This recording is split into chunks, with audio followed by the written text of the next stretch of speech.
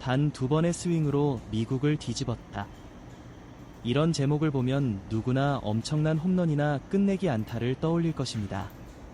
하지만 오늘 이야기의 진짜 주인공은 화려한 기록보다 더 중요한 한 가지를 보여줬습니다. 바로 무너질 것 같던 흐름을 다시 되살린 한 개의 안타입니다. 안녕하세요. 오늘은 시애틀 원정에서 다시 한번 존재감을 보여준 이정우의 경기와 미국 현지 언론이 왜 단순한 사타수 1안타 이상의 의미를 부여했는지 자세히 살펴보겠습니다. 최근 이정우의 흐름은 분명 쉽지 않았습니다. 후반기 첫 경기에서는 3안타를 몰아치며 완벽한 출발을 알렸지만 바로 다음 경기에서는 사타수 무안타, 그리고 시즌 타율도 조금씩 내려가기 시작했습니다. 메이저리그 전체 타격 상위권을 지키고 있는 선수에게도 이런 작은 하락은 언제나 관심의 대상이 됩니다. 미국 언론 역시 이정우가 다시 반등할 수 있을까 라는 시선으로 그의 다음 경기를 지켜보고 있었습니다. 그 무대가 바로 시애틀 메리너스전이었습니다. 한국 시간 20일, 미국 워싱턴주 시애틀 티모바일 파크. 샌프란시스코 자이언츠는 강력한 우완 로건 길버트를 선발로 내세운 시애틀을 상대했습니다. 이정우는 6번 타자 우익수로 선발 출전했습니다. 경기 초반 분위기는 결코 쉽지 않았습니다. 1회 첫 타석, 샌프란시스코는 엘리어 라모스의 적시타로 먼저 2점을 뽑아내며 기분 좋게 출발했습니다. 하지만 첫 타석에 들어선 이정우는 로건 길버트의 빠른 포심 패스트볼에 타이밍을 맞추지 못했습니다. 유격수 뜬 공, 좋은 타구를 만들지 못했습니다. 4회 두 번째 타석도 비슷했습니다. 볼 카운트가 불리하게 흘러갔고 ABS 챌린지로 초구볼이 스트라이크로 번복되는 불운까지 겹쳤습니다. 결국 슬라이더를 받아쳤지만 결과는 중견수 뜬 공, 두 타석 연속 범타였습니다. 경기장은 점점 시애틀 선발 로건 길버트의 분위기로 넘어가기 시작했습니다. 길버트는 최고 시속 156km에 가까운 강속구와 날카로운 슬라이더를 앞세워 샌프란시스코 타선을 압도했습니다. 그리고 이정우 역시 좀처럼 자신의 리듬을 찾지 못하는 듯 보였습니다. 하지만 메이저리그에서 꾸준히 정상급 타율을 유지하는 선수들은 공통점이 있습니다. 앞선 결과에 흔들리지 않는다는 것입니다. 한 번의 실패가 다음 타석까지 이어지지 않습니다. 이정우 역시 마찬가지였습니다. 샌프란시스코가 3대4로 뒤지던 7회, 선두타자로 다시 타석에 들어선 그는 이번에는 전혀 다른 모습을 보여주기 시작했습니다. 상대 투수는 에두아르도 바자르도의 주무기인 스위퍼가 바깥쪽으로 흘러들어오는 순간 이정우의 배트가 정확하게 공을 따라갔습니다. 강하게 밀어친 타구는 그대로 중견수 앞으로 떨어졌습니다. 깔끔한 안타, 기록상으로는 평범한 안타 하나였습니다. 그러나 그 한 개의 안타가 갖는 의미는 결코 작지 않았습니다. 전날 무안타를 포함해 이어지던 답답한 흐름을 스스로 끊어냈기 때문입니다. 미국 중계진도 이 장면을 보며 바로 이런 컨택 능력이 이정우의 가장 큰 장점이라고 평가했습니다. 억지로 큰 스윙을 하지 않았습니다. 장타를 노리지도 않았습니다. 자신의 스윙을 끝까지 유지했고 결국 가장 자신 있는 방식으로 출루에 성공했습니다. 아쉽게도 후속 타자들이 연속 삼진으로 물러나며 득점으로 이어지지는 못했습니다. 하지만 이 안타는 단순한 기록 이상의 가치가 있었습니다. 긴 시즌에서는 이런 안타 하나가 다음 경기의 타격감을 완전히 바꿔놓는 경우가 많기 때문입니다. 그리고 실제로 미국 현지에서는 경기 종료 후 이 장면을 상당히 긍정적으로 바라보기 시작했습니다. 이정우는 아직 리듬을 잃지 않았다. 좋은 타자는 결국 자신의 스윙을 되찾는다. 이런 평가가 이어진 이유도 바로 여기에 있었습니다. 숫자는 단 한 개의 안타였지만 그 안에는 다시 반등할 수 있다는 신호가 분명히 담겨 있었던 것입니다. 하지만 팀은 끝내 웃지 못했습니다. 샌프란시스코는 경기 후반 시애틀의 집중력을 막아내지 못했고 이정우 역시 마지막 타석에서 반격의 기회를 살리지 못했습니다. 그럼에도 경기 후 미국 언론은 패배보다 더 주목한 것이 있었습니다. 바로 이정우의 타격 내용이었습니다. 경기가 끝난 뒤 가장 흥미로웠던 부분은 미국 현지 언론의 반응이었습니다. 샌프란시스코는 시애틀에 3대6으로 패했습니다. 이정우 역시 4타수 1안타라는 기록을 남겼습니다. 표면적인 숫자만 놓고 보면 특별히 화려한 경기라고 보기는 어렵습니다. 그런데 미국 언론은 전혀 다른 부분을 주목했습니다. 바로 타격 내용이었습니다. 메이저리그에서는 단순히 안타 개수보다 타석에서 어떤 접근을 했는지를 훨씬 중요하게 평가합니다. 특히 시즌 내내 3할 타율을 유지하는 선수들은 결과보다 과정이 더욱 높은 평가를 받습니다. 이정우 역시 마찬가지였습니다. 첫 두 타석은 모두 범타였습니다. 하지만 무리하게 스윙을 키우지 않았습니다. 홈런을 노리기 위해 자세를 바꾸지도 않았습니다. 자신이 가장 잘하는 컨택 중심의 타격을 끝까지 유지했습니다. 그리고 그 결과가 바로 7회 안타였습니다. 미국 현지 해설진은 이 장면을 두고 이렇게 평가했습니다. 슬럼프에 빠진 타자였다면 큰 스윙을 했을 것이다. 하지만 이정우는 자신의 야구를 끝까지 유지했다. 이 평가가 의미하는 것은 분명합니다. 현재 이정우는 타격 메커니즘이 무너진 것이 아니라는 뜻입니다.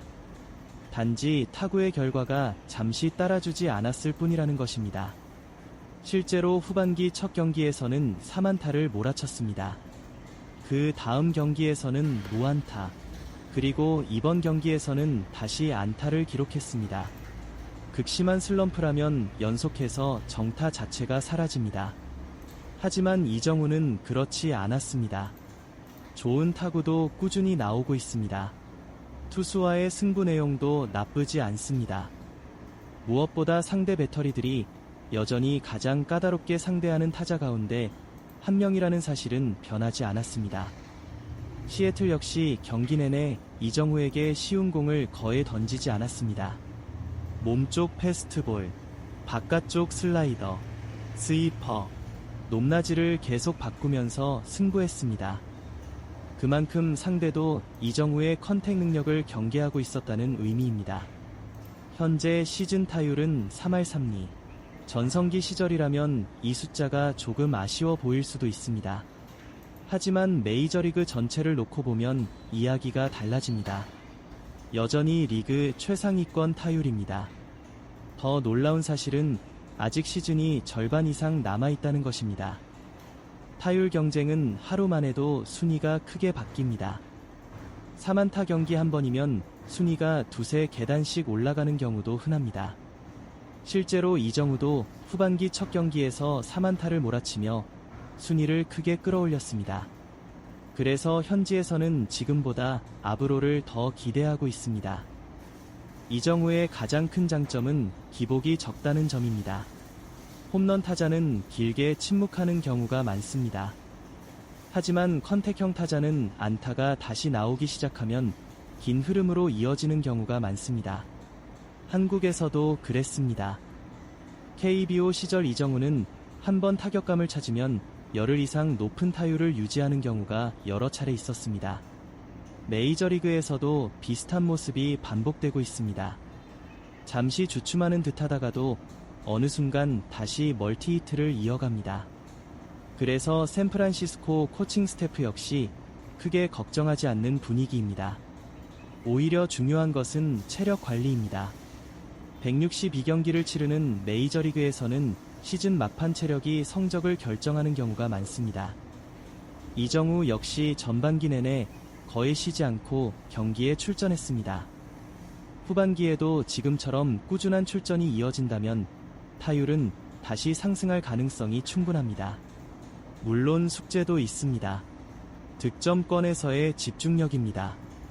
이번 경기에서도 안타는 기록했지만 득점으로 연결되지는 못했습니다. 샌프란시스코 타선 전체가 후속타를 만들어내지 못했기 때문입니다. 최근 샌프란시스코는 공격 기복이 심한 팀으로 평가받고 있습니다. 이정우가 출루해도 해결해줄 타자가 나오지 않는 장면이 자주 반복되고 있습니다. 결국 개인 성적뿐 아니라 팀 공격력 역시 함께 살아나야 합니다. 그래야 이정우의 출루 능력도 더욱 큰 가치를 발휘할 수 있습니다. 하지만 미국 현지에서는 오히려 긍정적인 전망이 많습니다. 타율은 잠시 내려갈 수 있다. 하지만 이정우의 타격 스타일은 절대 쉽게 무너지지 않는다. 이런 평가가 계속 나오는 이유도 바로 여기에 있습니다. 그리고 그 기대는 다음 경기에서 현실이 될 가능성이 있습니다. 메이저리그는 단거리 승부가 아닙니다. 162경기라는 긴 레이스에서는 한 경기의 부진보다 그 다음 경기에 어떤 모습을 보여주느냐가 훨씬 중요합니다.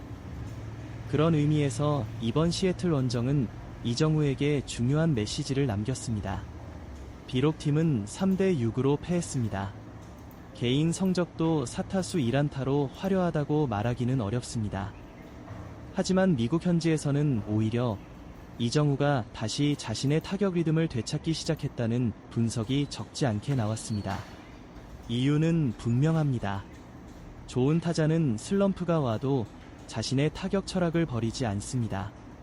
억지로 홈런을 노리지도 않고 무리하게 장타를 만들려고 하지도 않습니다. 결국 자신이 가장 잘하는 스윙으로 다시 안타를 만들어냅니다. 이정우가 바로 그런 유형의 타자입니다. 실제로 메이저리그에서도 교타자들은 후반기로 갈수록 더욱 강해지는 경우가 많습니다.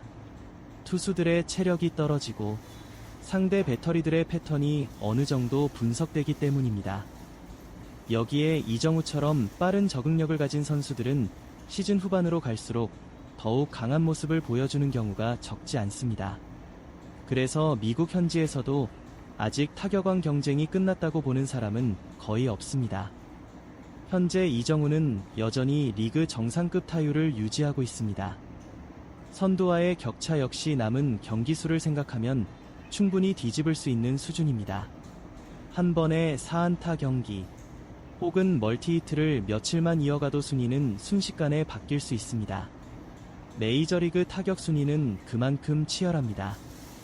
특히 시즌 막판에는 단 1, 2 차이로 순위가 뒤집히는 경우도 흔합니다. 이정우에게 가장 필요한 것은 거창한 기록이 아닙니다. 지금처럼 꾸준히 출루하고 매 경기 안타를 하나씩 쌓아가는 것입니다. 그것이 결국 가장 강한 경쟁력이 됩니다. 여기에 샌프란시스코 역시 변화가 필요합니다. 최근 경기들을 보면 이정우가 출루해도 후속타가 터지지 않는 장면이 반복되고 있습니다. 득점권 집중력이 살아나지 않는다면 아무리 좋은 타자가 있어도 공격은 답답해질 수밖에 없습니다. 그래서 후반기 샌프란시스코의 가장 큰 과제는 중심 타선의 생산성을 끌어올리는 것입니다. 이정우가 만들어낸 기회를 얼마나 득점으로 연결하느냐, 그 부분이 팀 성적을 좌우하게 될 가능성이 큽니다. 그리고 이 과정에서 이정우의 역할은 더욱 중요해질 수밖에 없습니다. 최근 상대 팀들은 이미 이정우를 샌프란시스코 타선의 핵심으로 인식하고 있습니다. 쉬운 승부를 하지 않습니다.